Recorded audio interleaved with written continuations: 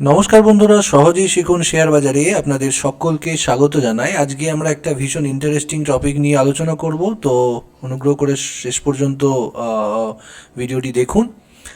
আশা করি এখান থেকে বিউটিফুল ইনসাইটস পাবেন। তো সবার আগে আমরা একটু জেনে নেব এই অশোক লেল্যান্ডের ব্যাপারে। অশোক লেল্যান্ড নিয়ে আমরা আলোচনা করেছিলাম লাস্ট আমাদের যে ডেলি স্টক অ্যানালিসিস ভিডিও ছিল 22/11 এন্ড অফ ডে অ্যানালিসিস, সেইখানে। তো এই জায়গাটাতে এই ভিডিওটার অ্যানালিসিস আগে দেখে নিতে পারেন, তারপরে যদি এটা দেখেন তাহলে আশা করি আরও বুঝতে পারবেন ভালো মতো। তো এখানে দেখুন, সবার আগে আমরা অ্যানালিসিস করেছিলাম কোথায়? 22 নভেম্বরের এন্ড অফ ডে অ্যানালিসিস, অর্থাৎ এই পার্টিকুলার দিনে আমরা ক্লোজিংয়ের পর এন্ড অফ ডে অ্যানালিসিস করেছিলাম। ওকে, এবার এটা আবার একটু ডিটেল অ্যানালিসিস, যেহেতু এটা পার্টিকুলার এই স্টকটার, এই কারণে এবং অবশ্যই একটা ইম্পর্ট্যান্ট টপিকও রয়েছে এর মধ্যে, তাহলে দুটোই হয়ে যাবে, আমাদের স্টক অ্যানালিসিসটা হয়ে যাবে এবং সেই পার্টিকুলার টপিক সম্বন্ধেও আমরা আলোচনা করব। তো এখানে কি, এখানে দেখুন কোথায় দাঁড়িয়ে রয়েছিল প্রাইসটা, যেখানে আমরা এখানে অ্যানালিসিস করেছিলাম, এখানে লাস্ট আমরা আলোচনা করেছিলাম।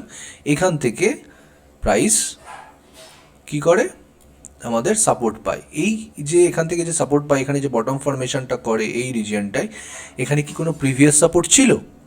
ইয়েস, প্রিভিয়াস সাপোর্ট ছিল। কোথায় দেখুন, এটা ছিল আমাদের একটা শর্ট টার্মের রেজিস্ট্যান্স, সেটার ব্রেকআউট, তারপরে টেস্টিং, অলমোস্ট টেস্টিং, তারপরে সেকেন্ড টাইম টেস্টিং, তারপরে আমাদের একটা র্যালি আসে।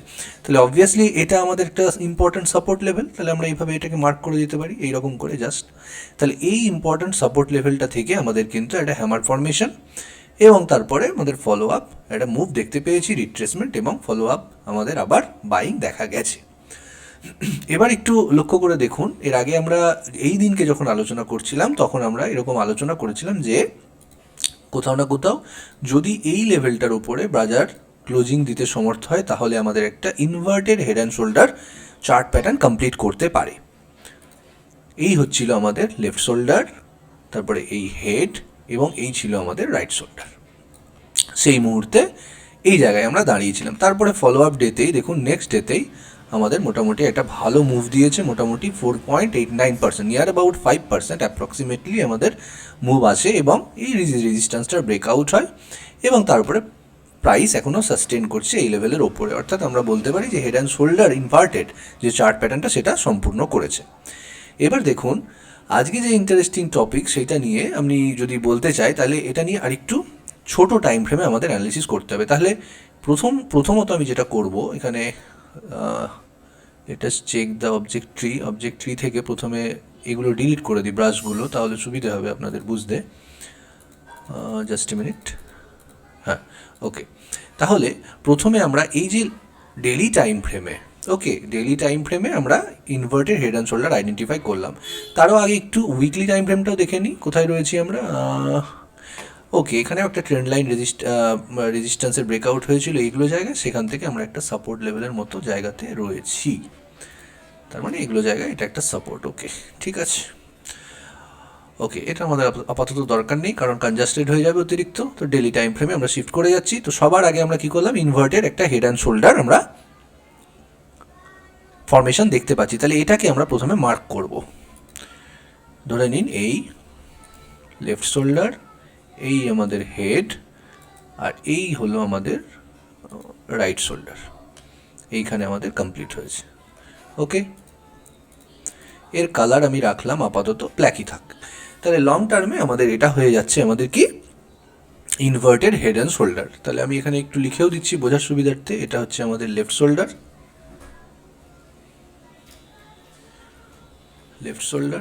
এটা হয়ে যাবে আমাদের রাইট শোল্ডার,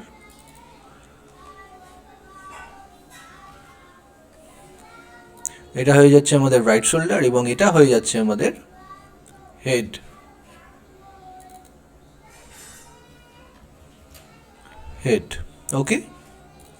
এটা আমাদের মাথায় রাখতে হবে। সবার আগে আমরা এটা আইডেন্টিফাই করলাম। এবার আমরা চলে যাচ্ছি একটু ছোট টাইম ফ্রেমে। লেটাস সে আমরা চলে যাচ্ছি এখান থেকে আওয়ারলি বা 2 আওয়ারলি টাইম ফ্রেমে। লেটাস সে 2 আওয়ারলি টাইম ফ্রেমে আমরা মুভ করলাম। এবার দেখুন, এখানে যদি একটু ভালো মতো লক্ষ্য করেন, তাহলে আরও একটা pattern formation, chart pattern formation more precisely আমরা দেখতে পাবো। কি সেই চার্ট প্যাটার্ন ফরমেশন? দেখুন, এইটা যদি আমাদের একটা ইনভার্টেড হেড অ্যান্ড শোল্ডার হয়, তাহলে এইখানটায় এই যে হেড যে আমাদের ফর্মেশন হয়েছে, যেটা আমাদের হেড বলছি, সেখানে কিন্তু আরও একটা চার্ট প্যাটার্ন ফর্মেশন হয়েছে। কেমন? এইরকম। ঠিক দেখুন, এইরকম যদি আমরা একটা রেজিস্ট্যান্স লাইন প্লট করি, এটা আমাদের যদি রেজিস্ট্যান্স হয় এইরকম করে, তাহলে এইটাও আমাদের একটা লেফট শোল্ডার বলতে পারি না? এটা আমরা হেড, যেটা একটা কমন হেড আমরা বলতে পারি, এটা আমাদের রাইট শোল্ডার। এইখানে কনফার্ম হয়েছে। এইখানে আমরা এটাকে অরেঞ্জ বুঝতে একটু অসুবিধা হচ্ছে, ওকে স্কাই গ্রিন কালার দিয়ে দিই, গ্রিনও অসুবিধা লাগছে, ব্লু কালার, ওকে ব্লু। তাহলে দেখুন এইখানটাতেও আমাদের কি দেখাচ্ছে, এইখানেও কিন্তু আমাদের একটা এই যে হেড ফরমেশনটা হয়েছে, এখানেও কিন্তু আমরা একটা চার্ট প্যাটার্ন ফরমেশন, সেটিও আমাদের কি একটা inverted head and shoulder formation আমরা কিন্তু দেখতে পাচ্ছি। তাহলে এটা আমাদের লেফট শোল্ডার, এটার সাইজটা একটু আমি কম করে দেবো 16, যেহেতু ছোটো টাইম ফ্রেমের। ওকে, লেফট শোল্ডার। এটা আমাদের রাইট শোল্ডার 16। ওকে, এটা আমাদের ব্লু কালার দিয়ে দিই।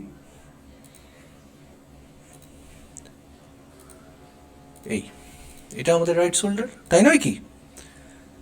এই রকম সেট আমাদের কি বলা হয়, এটা আমরা অনেক আগে জেনেছি যারা প্রাইস অ্যাকশন সিরিজ ফলো করেছেন। আমি যদি না করে থাকেন তাহলে আমি ডেসক্রিপশন বক্সে আবার লিঙ্ক দিয়ে দেবো, সেটা ফলো করতে পারেন। এই রকম সেট আপকে আমরা বলি প্যাটার্ন উইদিন দ্য প্যাটার্ন। ওকে, তো এই রকম ফরমেশন হওয়া মানে আর কিছুই না, আমাদের যে কনভিকশনটা সেটা অনেকটা বাড়িয়ে দেয়, আমাদের যে ইন্টারপ্রিটেশন টুয়ার্ডস বুলিশনেস অর বেয়ারিশনেস এটা কিন্তু অনেকটা বাড়িয়ে দেয়। ঠিক আছে, একটা এক্সট্রা এজ বলা যেতে পারে। এবার এই যে হেড অ্যান্ড শোল্ডারটা তৈরি করলো, এটা কি হয়ে যাচ্ছে কিন্তু আমাদের কমন হেড, তাই না? এখানে আমরা হেডটাকে লিখে দিই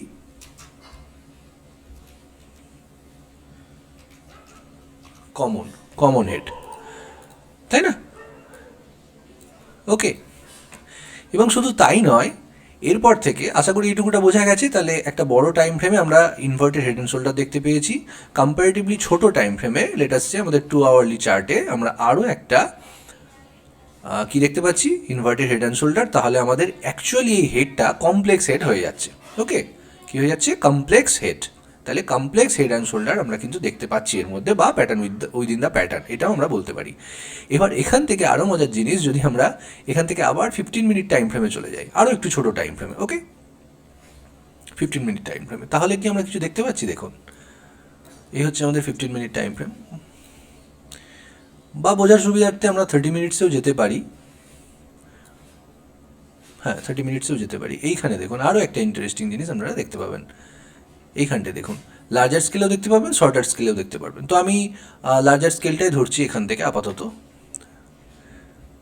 শর্টার স্কেলটা আরও ক্লিয়ার হবে হয়তো, কিন্তু আমি দুটোই দেখিয়ে দিচ্ছি। ওকে, চলুন দুটোই দেখিয়ে দিচ্ছি। এই হচ্ছে আমাদের রেজিস্ট্যান্স, তাই নয় কি? এটা আমাদের রেজিস্ট্যান্স।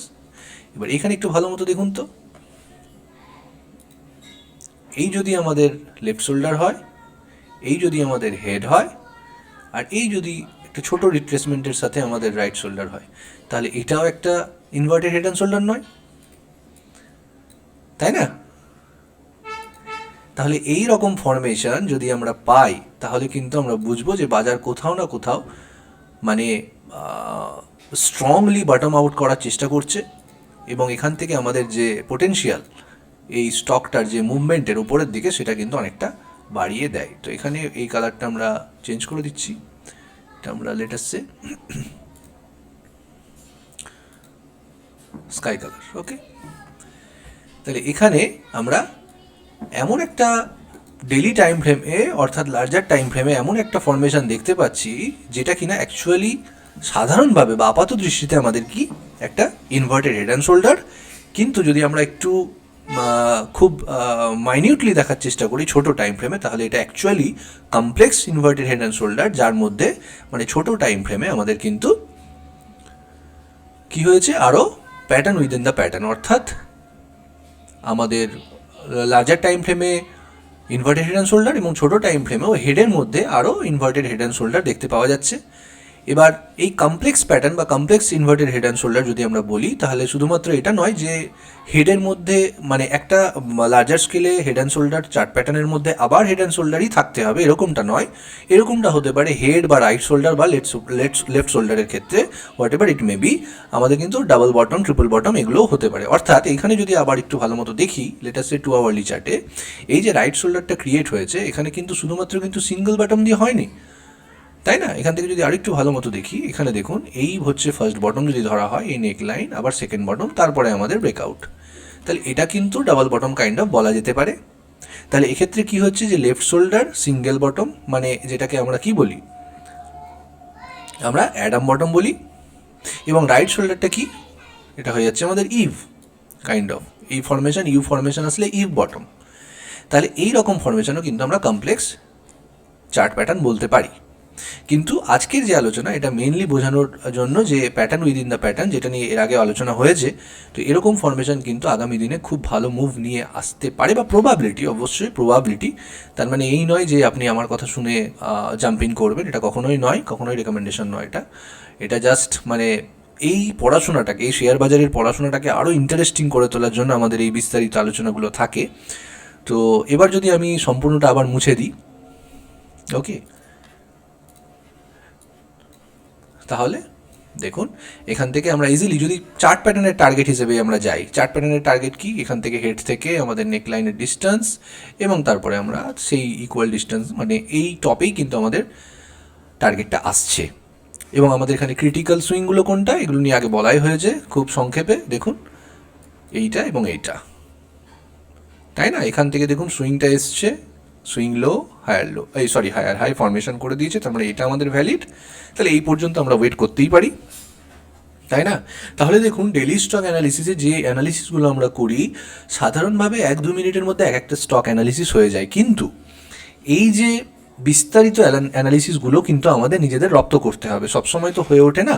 আপনারা রিকোয়েস্ট করেন যে ডেইলি স্টক অ্যানালিসিস সিরিজটা আপনাদের খুব ভালো লাগছে, এরকম ভিডিও মানে কন্টিনিউয়াস যেন আসে, সবসময় সময় হয়ে ওঠে না। কিন্তু দেখুন নিজেরা যদি অ্যানালিসিস করতে থাকেন রোজ, ভুল হোক কোনো অসুবিধে নেই, ভুল হতে হতে হতে হতে এমন সময় এমন হবে যে এই অ্যানালিসিস আরও বেটার অ্যানালিসিস, এর থেকেও ভালো অ্যানালিসিস আপনারা করতে পারছেন। ওকে, এই বিশ্বাস রাখতে হবে।